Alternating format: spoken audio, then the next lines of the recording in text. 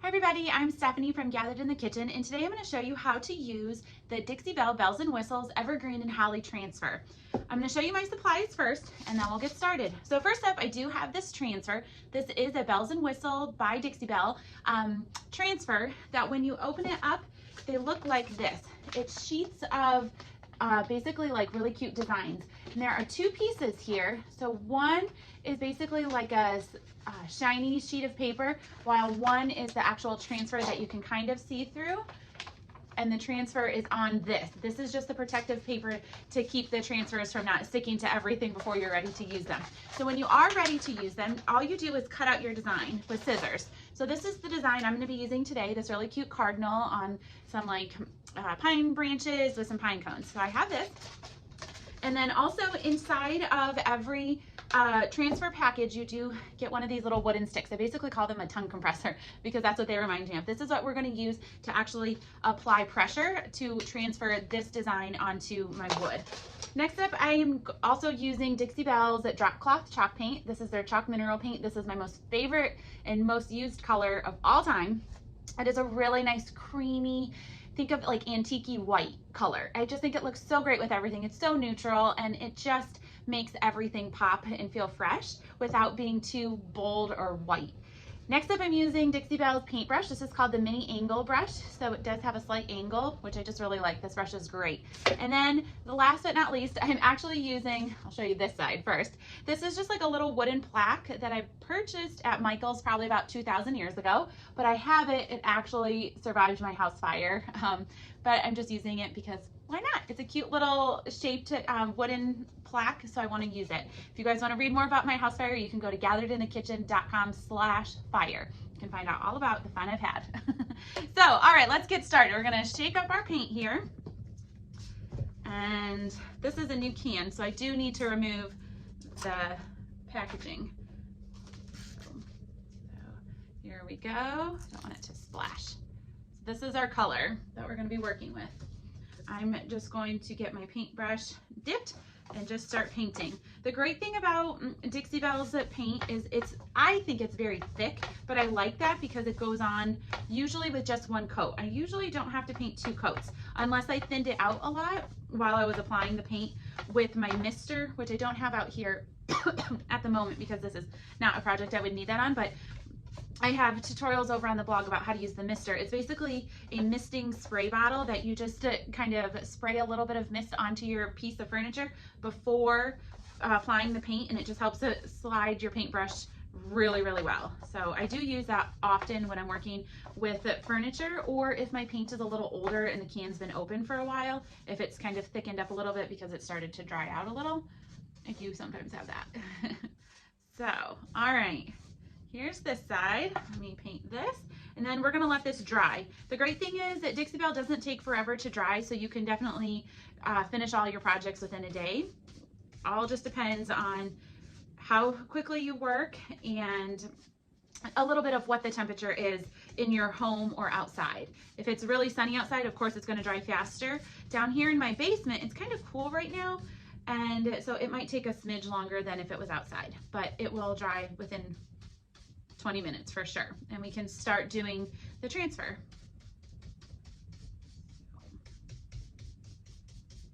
All right. Also, Dixie Belle, I'm not actually sure if it has self-leveling agents in it, but it does dry very well where you don't see the paint strokes, the paintbrush marks. So that is something I do like because I've painted furniture using non-chalk paint, and oftentimes you do see the strokes, and I don't really like that. Maybe you do, and maybe that's kind of the look you're going for, but I like it when it looks like a nice solid coat without the strokes. So this will dry, and then we will come back and I'll show you guys how to apply this transfer. And we'll have a really cute sign in a matter really of minutes. The longest part is just letting the paint dry.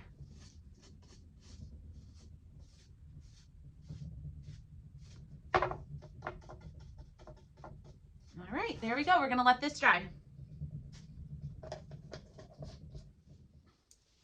Okay guys, my little plaque has totally dried, and now it's time to put on the transfer. So what I'm gonna do first is decide how I want this to actually lay on here. If I want it to come vertical like this, or if I would want it to go a little more horizontal. So let me see. It does take up most of the space if I do go horizontal. Let's see, vertical. Vertical, I'm going to cut off the little cardinal's tail. So we're going to do it horizontal.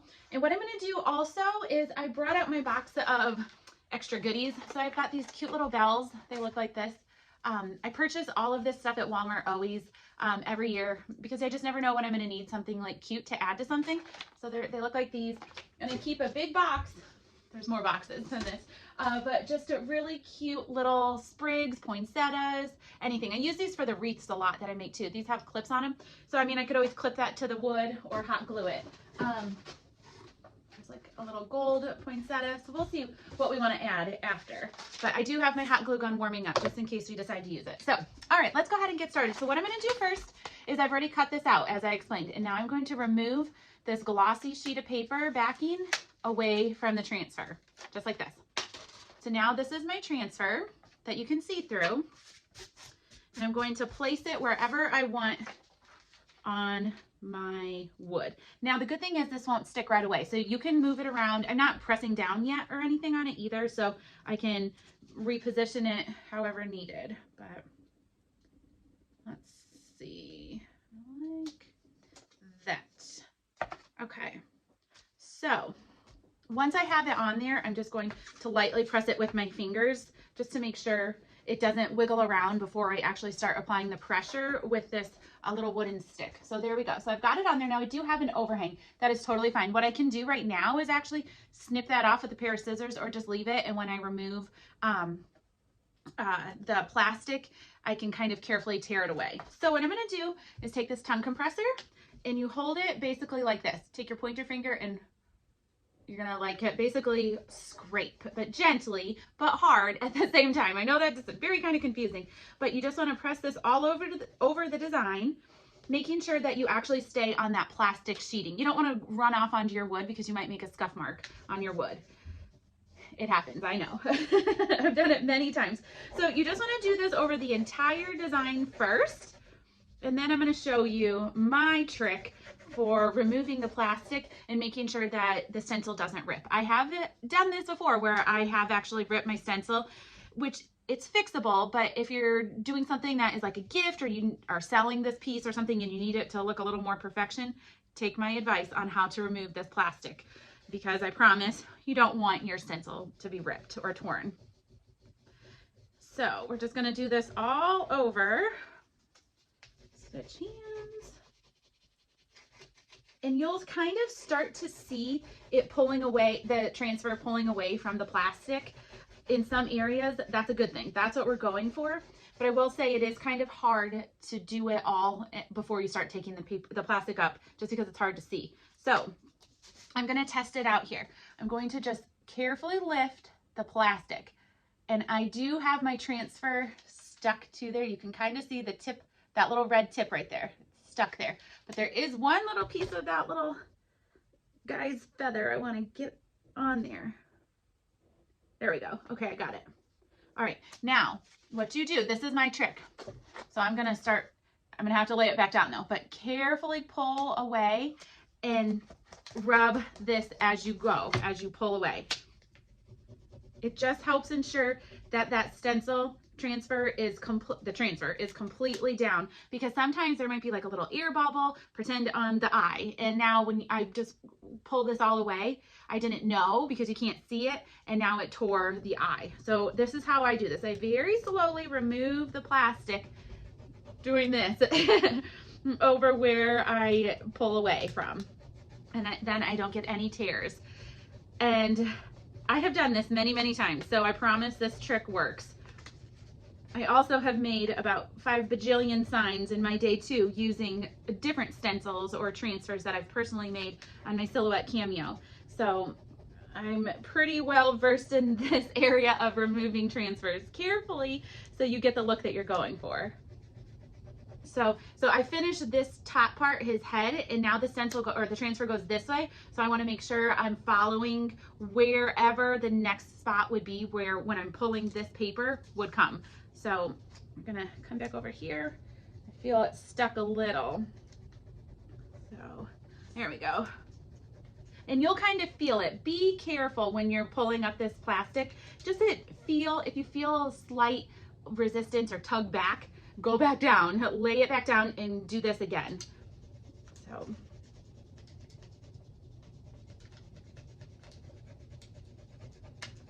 And now here, let me show you this. These little things can be tricky. See all these little, like, they're actually pine tree branches. Those are all little designs. Those can be sometimes tricky getting them to stick. So again, go very slow, and you might have to just keep doing this over and over to make sure that they do stick rather than tear, because little pieces love to not stick and tear away.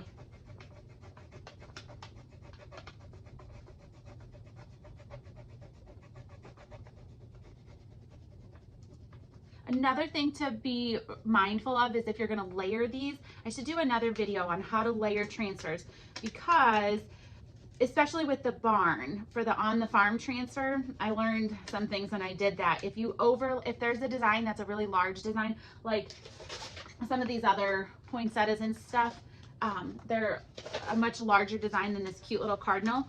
And or some of the other flower ones where you can make like a really huge spread with them. If you overlap them, you'll see it right where the overlap is, because it's almost like a double stencil or a transfer. I keep calling it a stencil, a double transfer. So you do have to make sure that you are very careful where you line them up to make sure that you don't look like you have a spot that is really thick, we'll put it that way, or darker than the rest. So, all right, I'm gonna keep making our way. It looks so cute so far. I love these little cardinals.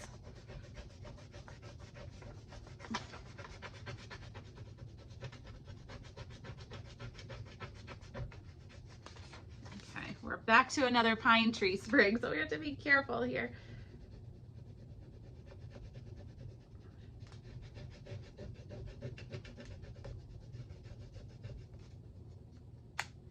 Nope, I don't have it yet, so I have to come back and go again. There we go. And now there is a little bit of a clear overhang basically on these transfers. So even on the design, there's a clear spot that comes out after that. You have to make sure that's what's stuck down, because you kind of can't see it sometimes. So you want to make sure before you pull this plastic sheet up that is actually tacked down too, because otherwise that will help rip your transfer. So, all right. It's a good workout too for your hands and your arm. Some transfers go a lot faster than others. It all depends on the design. If there's a lot of little detail, it does take longer, but it's worth it in the end, because you're gonna have this really beautiful piece that you can use, and you can proudly say that you made it. That's my favorite thing about DIY. I like it being able to say I made that rather than just going to the store and buying something. So all of the pieces in my house typically have a story, because I like to buy, if I'm buying something, unique pieces versus just going to the big box stores and buying stuff to fill my house with. Even though that stuff is so beautiful, and sometimes I wish I had a personality that was just cool with that, but I like to do DIY too much. So, all right, we're getting closer. My hand is tired.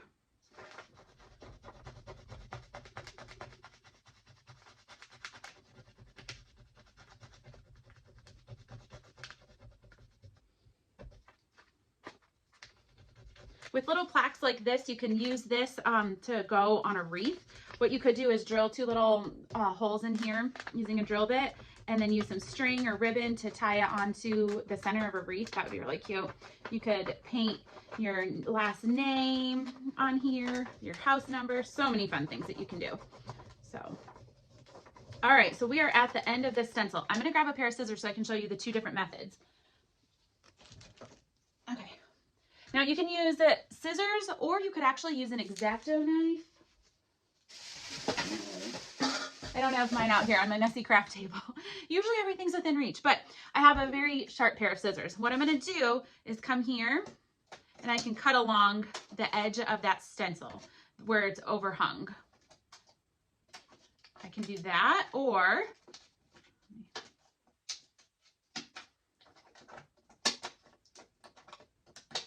it is kind of hard with the scissors.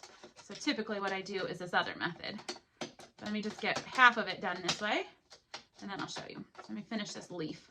That's like that. There we go. All right. So there's a leaf that's done. So I'm just going to remove that. Now the other way, so let's pull this back up. So the great thing is once once the transfer is stuck down to whatever you're applying it to, this plastic won't stick back to it. So we're just going to pull this up, get this leaf done. There we go. Okay. And then I can come through and just press that extra design around the edge. Works totally fine. Here, I'm going to do this. And now what I'm going to do, hopefully, oh, it tore off, but that's okay. So what happens is the transfer just kind of like breaks away naturally. And then what you can do, you can cut that, or what I like to do is just roll it around the edge and press it down because it will stick. Just like that. So actually, if you wanted to wrap like the signs of your sign or something, so it didn't look like it was just on the front, that's how you do that. You wrap your transfer around and then just press it. So you guys can see how that design just keeps going. All right, so that is it. The plastic came off actually, and now we're done. So what we're gonna do is just gently take our finger and press all over to make sure it is adhered in every spot, that nothing accidentally pulled up when that plastic sheeting came up. But that is it. It is so cute. Oh, I love this little cardinal. So this is what it looks like.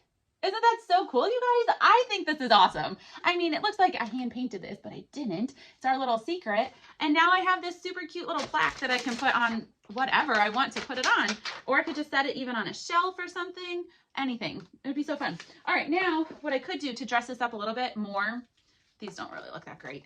I'm not going to do this one. But like I could put little bells up here.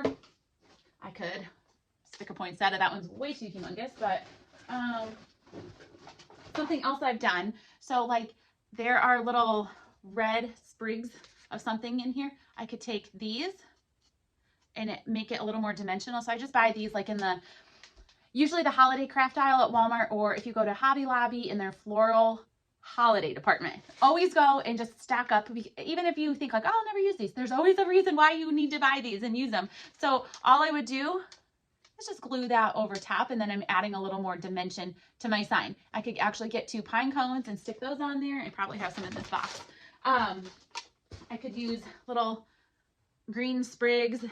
That would look cute like that. And just hot glue them on, and it just adds a little more dimension to your plaque. So I don't know what I'm going to do to mine, but